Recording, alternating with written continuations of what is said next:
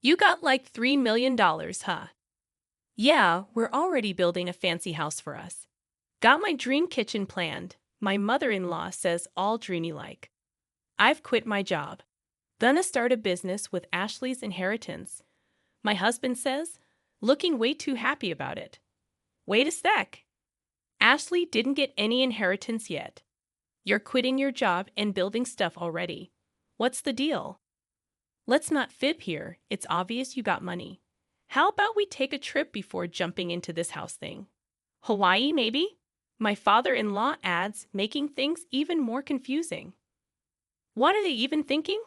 They want to spend the money I got from my mom on whatever they want. I'm mad as heck, but I don't know what to do. A few months back, let me take you there. My name's Ashley. I'm 38, and I teach at a high school. I've been married to David for 12 years. He's 2 years older and works in an office. Right after we tied the knot, our daughter Julie came along, and ever since, my life's been a whirlwind of work and raising her. Today, we're off to see my mom at the hospital. Hey, Grandma, it's been a bit. Ah, Julie dear, come here, my mom says, gently running her fingers through Julie's hair. She looks thinner, and her face isn't as lively. There's this guy in a suit standing by her bed. He nods at me as I glance his way and then leaves. Mom, who's that guy? Just someone I know, nothing to worry about. How are you holding up, Ashley? And David, is he doing okay? My mom's eyes, a soft shade of blue, twinkle as she smiles. She met my dad when he was in the import-export business overseas, and she moved to the U.S. to marry him. Raising a kid in a new country couldn't have been easy, but they did it together. Mom taught me a lot growing up, which is why I'm able to teach now. I'm really grateful to my parents for giving me such a good upbringing. Dad passed away a few years back, and since then, Mom's been on her own, dealing with illness and hospital stays. She handed off the business to a relative and now spends her days quietly in the hospital. I'm good, Mom. Anything you need. Just having you and Julie here is more than enough. After chatting with Mom for a while, Julie and I head home. Julie fills Mom in on school stuff and the latest book she's read. She's 10, a tricky age, but we get along well. Even setting aside my mom goggles, I think she's a smart, honest kid who's growing up nicely. We're back. Hey, welcome back. How's my mom doing? David asks when we walk in. Same old, same old. And you? How was your seminar? Heard good things about it. Excited for the next one. Lately, David's been going to seminars about quitting his job and starting a side hustle. Seems like he's after more money, but his job's not bad, and we're doing fine with my income. I don't like how obsessed he is with money. Probably gets it from his parents. They've always been tight with cash, always asking for small amounts whenever we see them. They've never bothered with Christmas gifts for Julie either. Thankfully, they live far away, so we don't see them much. David helps out around the house, though, so it's manageable. As long as I've got my mom, David, Julie, and our simple life, I'm happy. Then one day, I got a call from the hospital. Mom's condition had taken a turn for the worse, and she was in critical condition. When we reached the hospital, my mom was barely hanging on. Mom, Grandma. Ashley, I've always wanted you to be happy. Take care of Julie. She means everything. I love you. Those were her final words. My mom, who poured her heart into raising me alongside my dad, who cherished Julie more than anything. Seeing her peaceful face in the coffin, all I could do was cry. Julie stood by me, crying too. A while after Mom passed, an envelope arrived from a law firm. Ashley opened it, puzzled by the unfamiliar sender. Inside was a document. I've been given your mother's will, leaving everything to you. Ashley and her mom never talked about inheritance, so she was surprised. But with the letter in hand, she decided to visit the law firm alone. Hi, I'm Ed, the attorney, said the man with glasses, the same one from the hospital room. You were there when I visited my mom, Ashley said, recognizing him. Yeah, we met there. Your mom entrusted me with something, Ed said gently, almost bringing Ashley to tears. 500 million. Ashley exclaimed in shock. Yeah, Ashley. When your dad passed, you let your mom have all the inheritance. Now, with what she had and what she left you, after taxes, that's the sum, Ed explained.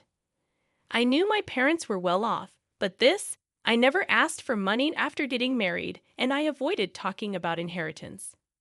It's overwhelming, Ashley said, feeling a bit dizzy, but it's a sign of love from my mom.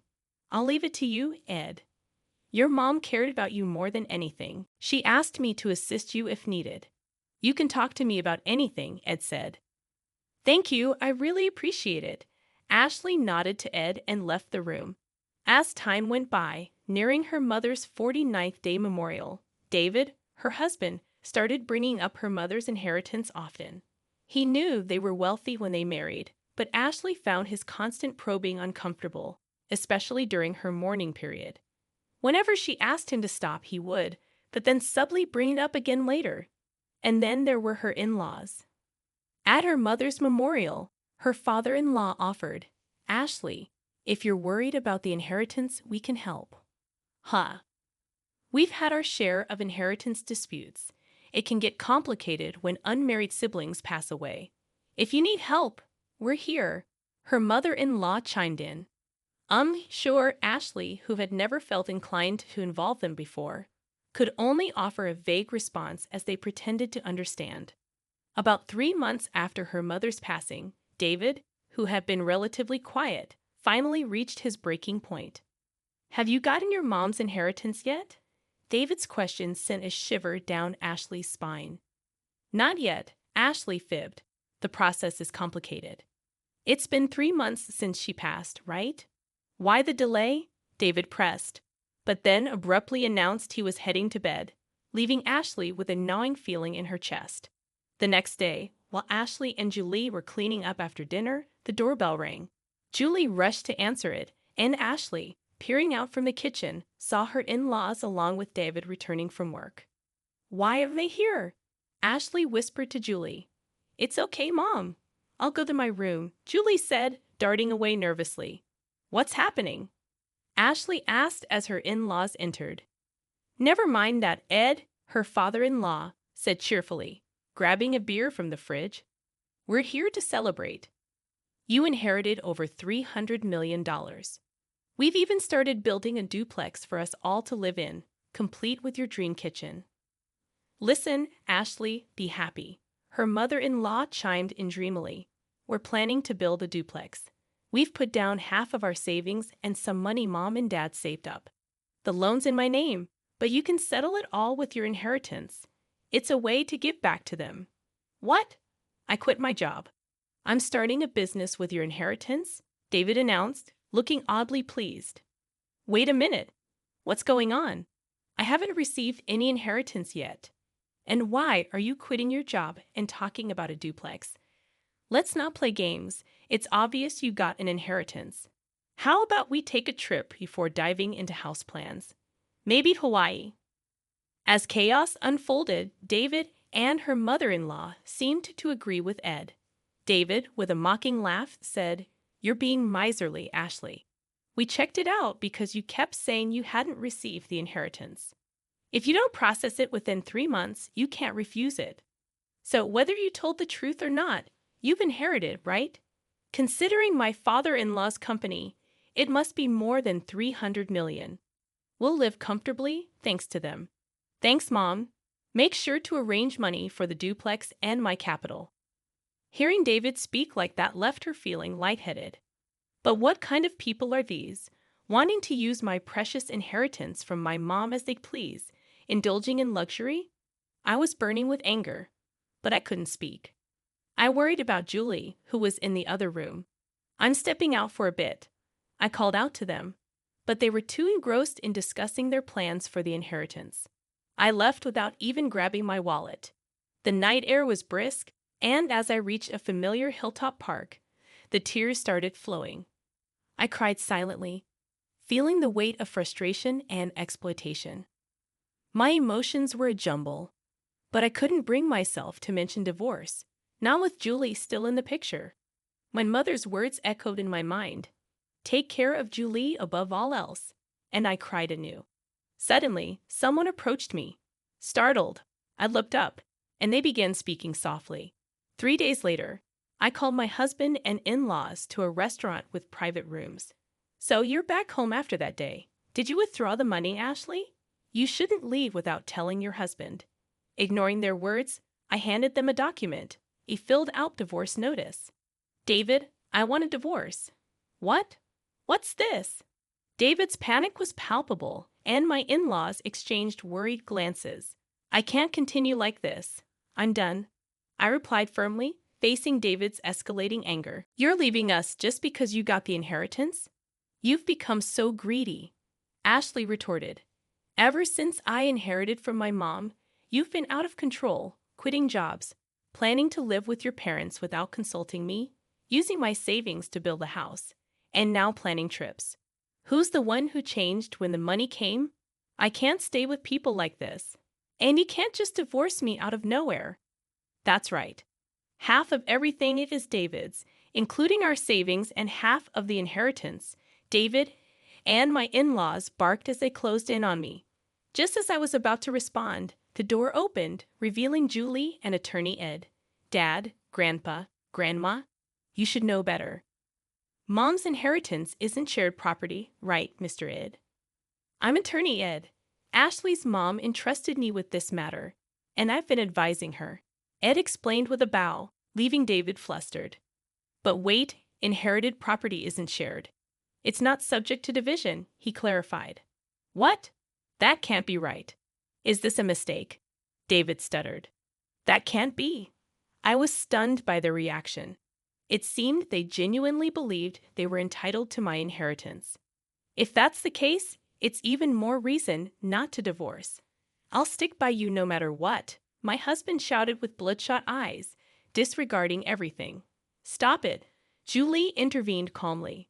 Since Mom inherited, Dad hasn't thought about her once.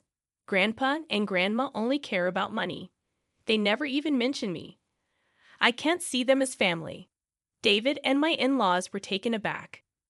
When I was upset about the inheritance, Julie spoke up. She told me, Dad, Grandpa, and Grandma are wrong. They're trying to take Grandma's legacy. Mom, I'm with you. Let's fight this together.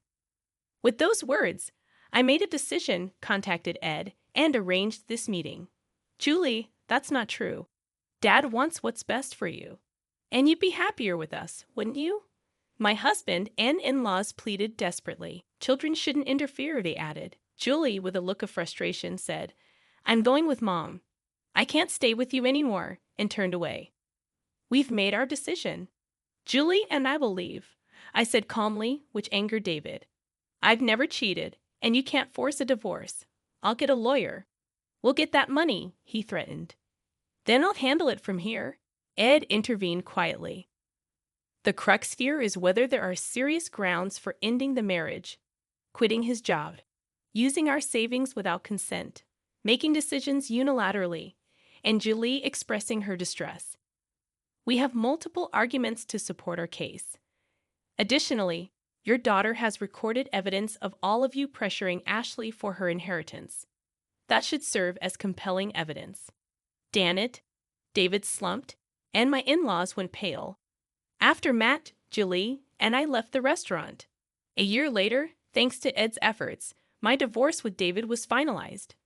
Julie and I moved into my mother's old house, but we received numerous letters pleading for reconciliation, and David was spotted near Julie's school, prompting us to seek a restraining order with Ed's help. After that, things quieted down. Rumor has it they did build a duplex. My retired in-laws had to find jobs at a factory, and despite David's attempts, he ended up doing manual labor. According to neighbors, their new home was rife with constant arguments, making them unpopular in the neighborhood. Julie and I continue to live peacefully, supporting each other. Recently, Julie expressed a desire to study abroad in my mother's homeland. To sever ties completely with my ex-husband, we decided to move overseas, using a portion of my mother's inheritance. I'm certain she would approve. Julie seems to thrive in her new school, and I've found work as a teacher there. Here's hoping these tranquil days persist.